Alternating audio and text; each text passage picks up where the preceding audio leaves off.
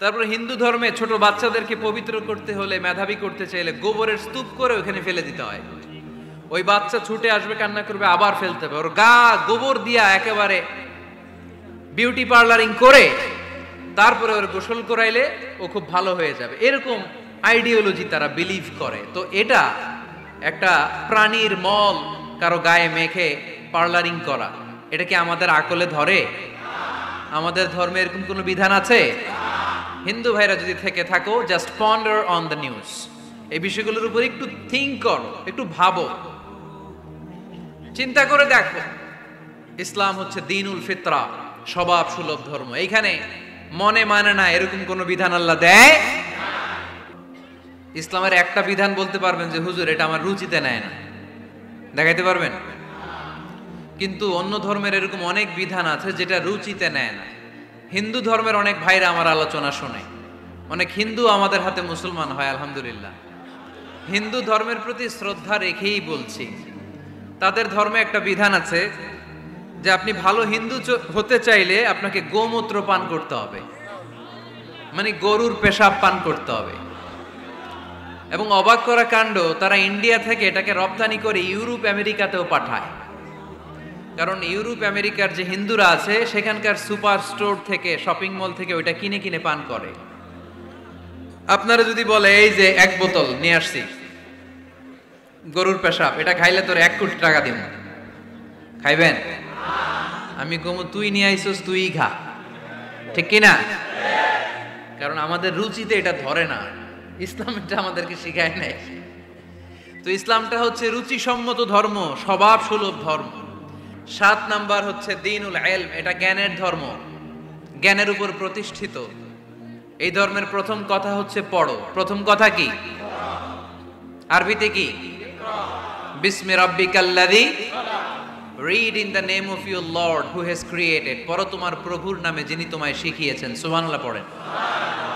আবু দারদা রাদিয়াল্লাহু তাআলা আনহু বলতেন, কুন আলিমান, আলেম হও, আও মুতাআল্লিমান, অথবা আলেমের ছাত্র হও, আও মুত্তাবিআন, অথবা আলেমের ফলোয়ার হও, আও মুহিব্বান, অথবা আলেমকে ভালোবাসো, ওয়ালা তাকুনিল খামিস, 4টা হইও, 5 নাম্বার হইও না, ফাতাহলিক, তাহলে ধ্বংস হয়ে যাবা।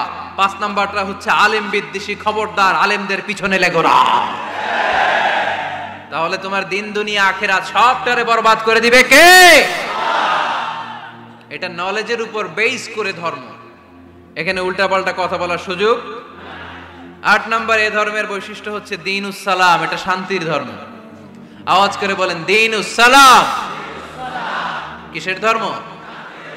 বিশ্বনবী যখন রাজা বাদশাদের কাছে চিঠি লিখতে পাঠাতেন, ওনার কুত্তাব ছিল, মানে ওহী লেখক এবং চিঠি লেখক সাহাবী। বিশ্বনবী বলতেন লেখো আসলিম তাসলাম, ওই দেশের প্রধানমন্ত্রীর কাছে পাঠাও। চিঠির শুরুতে থাকতো সালাম, কি থাকতো?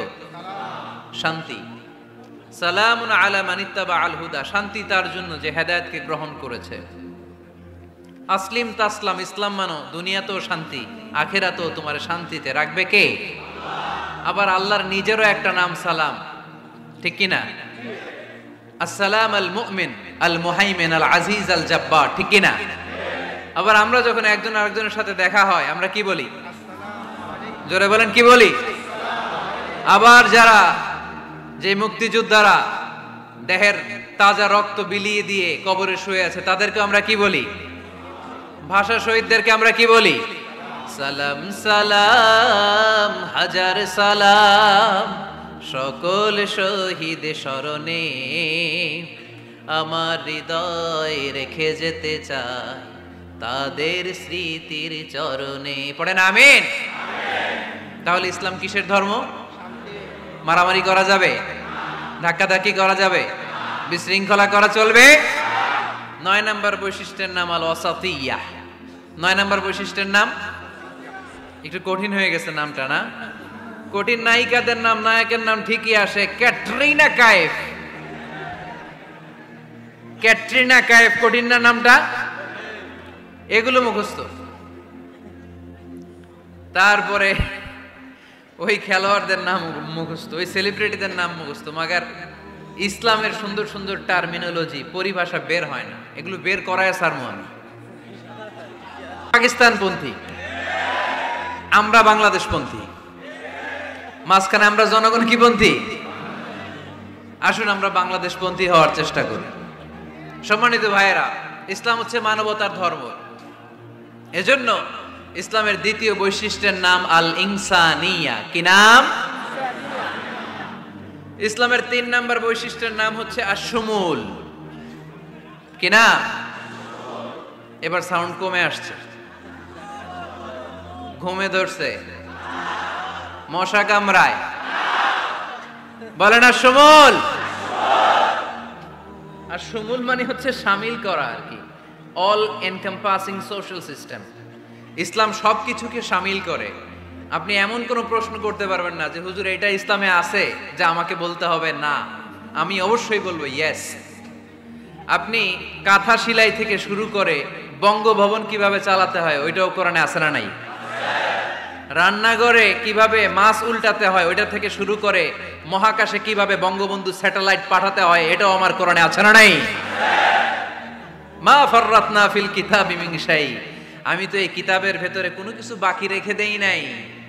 এখানে আছে অ্যাস্ট্রোলজির কথা, অ্যাস্ট্রোনমির কথা, এমব্রয়োলজির কথা, জুওলজির কথা, বুটানির কথা, সাইকোলজির কথা, মানব প্রয়োজনীয় যা দরকার তার সবটুকুন এই কোরআনে দিয়ে দিয়েছে কে?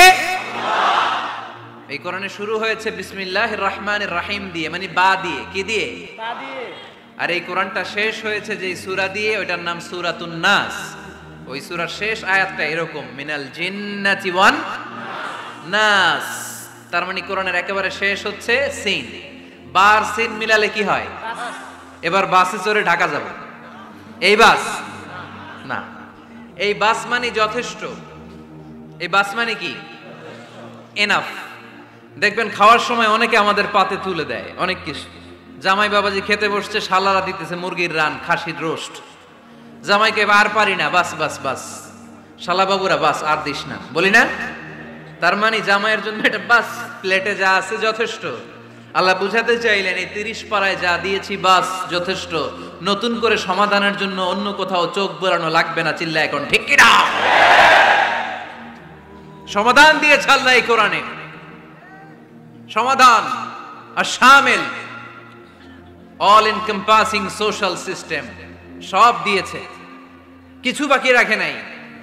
সায়েন্স থেকে শুরু করে, সমাজ বিজ্ঞান থেকে শুরু করে, গার্হস্থ্য অর্থনীতি থেকে শুরু করে, সাহিত্য থেকে শুরু করে, হিস্ট্রি থেকে শুরু করে, প্রাগৈতিহাসিক বর্ণনা থেকে শুরু করে, আমাদের যার যা দরকার তা আল্লাহর কোরআনে আছে না নাই? এজন্য সমাধান খোঁজার জন্য আমরা চোখ রাখবো কোথায়? সমাধান চাও যদি জীবনে, মরণে ফিরে যাও, খুঁজে নাও চোখ রাখো কোরআনে। ঠিক কিনা? চোখ রাখবেন কোথায়?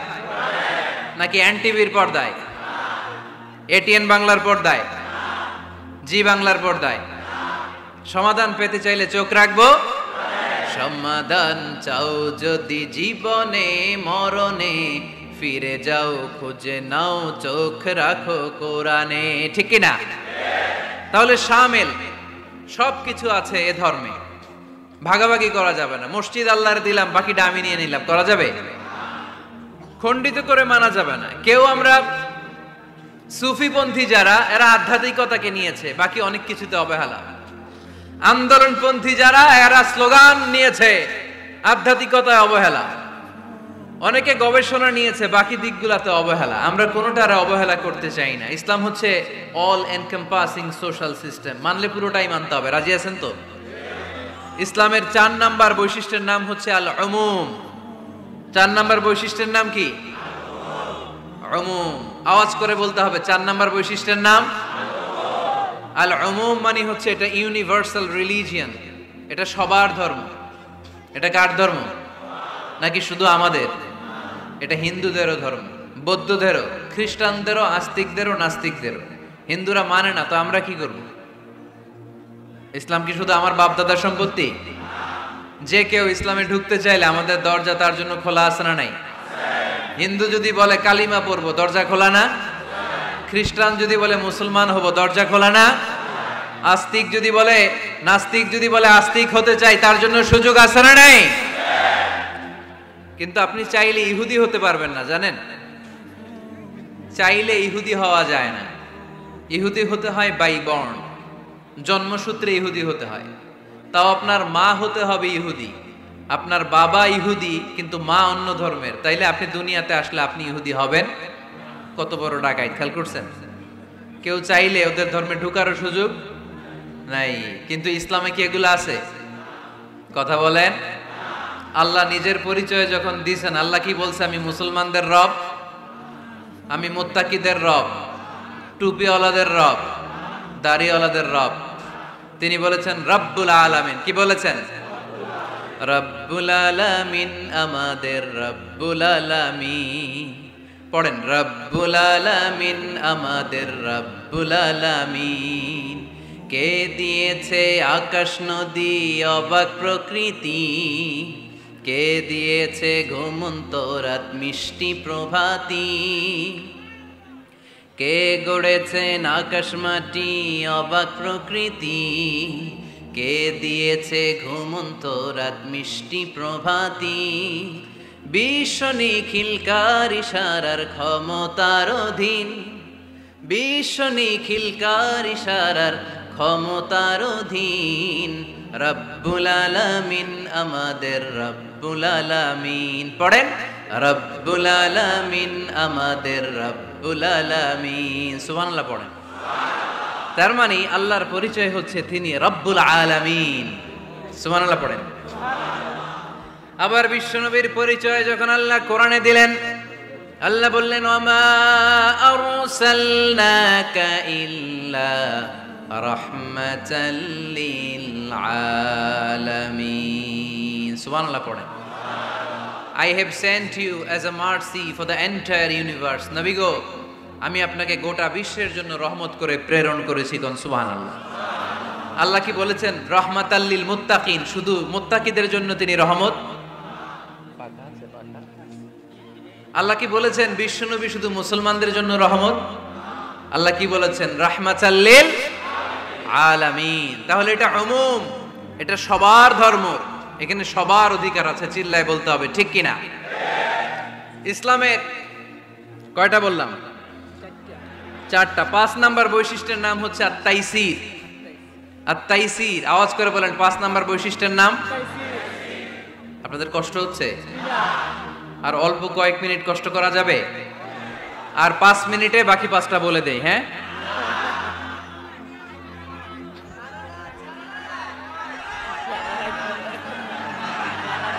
সারা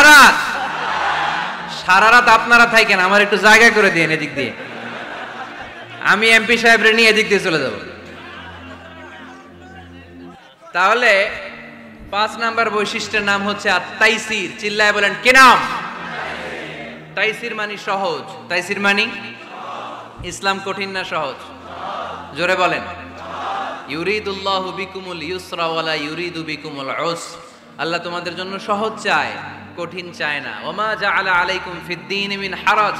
আমাদের দ্বীনে, ইসলাম ধর্মে কোনো কাঠিন্যতা নাই ভাই। আপনার পাশের ঘরের হিন্দু ভাইটার সাথে যখন কথা বলবেন, প্রথমেই বলবেন ইসলাম খুব কঠিন, নাকি? কি বলবেন? কি বলবেন? সহজ। কতটা সহজ দেখেন। দাঁড়িয়ে নামাজ পড়া কি ফরজ, দাঁড়াতে না পারলে বসে নামাজ পড়লে কবুল করবে কে?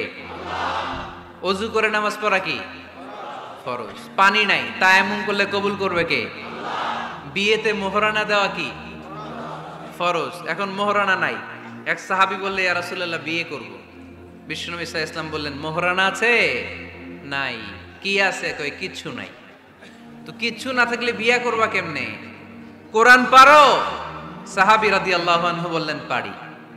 এক মেয়েকে বললেন, তুমি পারো? কয় না, পারি না। বিষ্ণু বললেন, আসো বিয়ে পড়াই দিই। দুইজনের বিয়ে পড়াই দিলেন। বিয়ে শেষে বললেন, মা, তোমার স্বামীর পার্থিব জগতের কোনো সম্পদ নাই যেটা দিয়ে মোহরানা আদায় করবে। তুমি কোরআন পারো না, কিন্তু তোমার স্বামী সাহাবী কোরআন পারে। সে প্রতিদিন আর রাতে তোমাকে একটু একটু করে কোরআন শিখাইয়া দিবে। এটাই মা তোর বিয়ের মোহর। ইসলাম খুব কঠিন না? আমরা কঠিন বানাইছি মৌলবীরা, ঠিক কিনা? কেউ যদি ইসলামকে কঠিন ভাবে আপনার কাছে উপস্থাপন করে, বাঘের বাচ্চার মতো দাঁড়িয়ে বলবেন লা ইউকাল্লিফুল্লাহু নাফসান ইল্লা উসআহা, আল্লাহ সাধ্যের বাইরে কারো উপর কোনো নিয়ম চাপায় দেয় না, জোরে কোন ঠিক কিনা? ইসলাম সহজ, এতদিন করে কঠিন বানায় রাখছে আপনাদের কাছে, কঠিন কঠিন করে প্রেজেন্ট করেছে ইসলামকে, কঠিন বানাইছে আর কিলাকিলি শিখাইছে। কিলাকিলির দিন শেষ, আর আমরা কিলাকিলি করতে চাই না, আমরা চাই ঐক্য। চিল্লায় বলো ঠিক কিনা?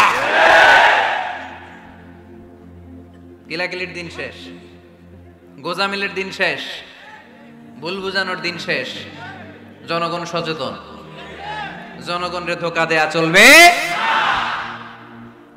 সহজ, ইসলাম সহজ।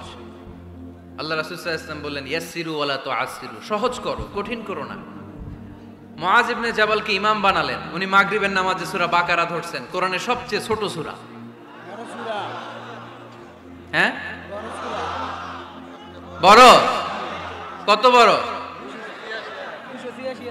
286, অনেক বড় সূরা। তার মাগরিবের নামাজে যদি এইটা ধরে, পিছনে হচ্ছে কর্মচারী সাহাবী যারা খেজুর বাগানে কাজ করতেন, এক সাহাবী রাগে নামাজ রাইখা চলে গেছে, রাগে নিজে নিজে একা একা বারান্দায় নামাজ পড়ে বিশ্বনবীর কাছে বিচার। Direct action, action action, indirect না। এটা কি অ্যাকশন? ডাইরেক্ট বড় হুজুরের কাছে যে বলে ইয়া রাসূলুল্লাহ কেমন ইমাম পাঠাইছেন, মাগরিবে বাকারা দিয়ে ধরছেন। বিশ্বনবীর চেহারাটা আগুনের গোলার মতো লাল হয়ে গেল। ইমামকে ডেকে পাঠালেন, কারণ লোকজন তো কিছু করতে পারবে না, এটা তো বিশ্বনবীর অ্যাপয়েন্ট করা ইমাম। যিনি অ্যাপয়েন্ট করেছেন তার কথা ছাড়া এখানে সভাপতি আজকে বলল আপনি ইমাম, কালকে বলল আপনি নাই, এরকম ইমাম নাকি? বিশ্বনবী অ্যাপয়েন্ট করেছেন। বিশ্বনবী ডেকে পাঠালেন, তার সাথে কথা বলতে যে বিশ্বনবীর চেহারাটা আগুনের গোলার মতো লাল হয়ে গেল। রেগে মেগে বিশ্বনবী বললেন আফাত্তানুন আনতা ইয়া মুআজ, মুআজ তোমার কি ফিতনা বাজানোর জন্য এখানে ইমাম বানায় পাঠাইছিলাম? খবরদার, যখন মানুষের ইমামতি করবা, ইদা আম্মাল তুমি যখন ইমামতি শুরু করবা, ফালিউখাফিফ, সেজন্য সালাতটারে ছোট করে, সেজন্য বড় না করে। ফাইন্না ফীহিমাল মারিদ ওয়াল মুসাফির, কেননা তোমার পিছনে অনেক মুসাফিরও দাঁড়াইতে পারে। আমি যাচ্ছি এখান থেকে আরেক দিকে, দেখলাম মাগরিবের নামাজ শুরু হয়েছে, ভাবলাম সফর যেহেতু শুরু করছি, নামাজের সময় নামাজটা পড়েই যাই, তো আমি ঢুইকা দেখি বাকারা দিয়ে ধরছে উনি, তা আমি পড়তে পারবো? বিষ্ণু বললেন তোমার পিছনে মুসাফির দাঁড়াতে পারে, মারিদ অসুস্থ দাঁড়াতে পারে, জাল হাজা হাজতওয়ালা লোক দাঁড়াইতে পারে। ছোট করে নামাজ পড়ায় মুআজ, ছোট করে। ইয়াসসিরু মুআজ, দোহাই লাগে ইসলাম তারে সহজ করে রিপ্রেজেন্ট করবা। ওয়ালা তুআসসিরু, কঠিন করো না। বাশশিরু, সুসংবাদ দিও মুআজ। ওয়ালা তুআসসিরু, কঠিন করো না। সুবহানাল্লাহ পড়েন। তো এই হাদিসগুলো থেকে আমরা কি বুঝলাম? সহজ না কঠিন? আর কোনদিন কেউ কঠিন বললে শুনবেন? আওয়াজ করে বলবেন ইসলাম সহজ। চিল্লায় বলেন ঠিক কিনা? 6 নাম্বার ইসলামটা হচ্ছে দ্বীনুল ফিতরা। আওয়াজ করে বলেন দ্বীনুল ফিতরা, আরো জোরে দ্বীনুল ফিতরা। আর 5 মিনিটের মধ্যে শেষ করব ইনশাআল্লাহ। আওয়াজ করবেন না, ডিস্টার্ব করবেন না, তাড়াতাড়ি শেষ করতেছি। দ্বীনুল ফিতরা মানে এটা ফিতরাতি ধর্ম, স্বভাব সুলভ ধর্ম, সুইটেবল রিলিজিয়ন। ইসলামটা পরিবেশ বান্ধব ধর্ম। পরিবেশ বান্ধব বলে একটা কথা আছে, নাম শুনছেন? রাইট, এটা পরিবেশ বান্ধব ধর্ম, রুচিসম্মত। ফিতরাতুল্লাহিল্লাতী ফাতারান নাস আলাইহা, আল্লাহ নিজের ফিতরতে ইসলামকে তৈরি করেছেন, তাই এটা স্বভাব সুলভ। মানে আমাদের সাথে এটা ইসলামকে মানতে, জানতে, বুঝতে, বুঝাতে সহজ, খুব সুইট করে। ইসলামের এমন কোনো বিধান নাই যেটা আমাদের খারাপ লাগে, জোরে কোন ঠিক কিনা?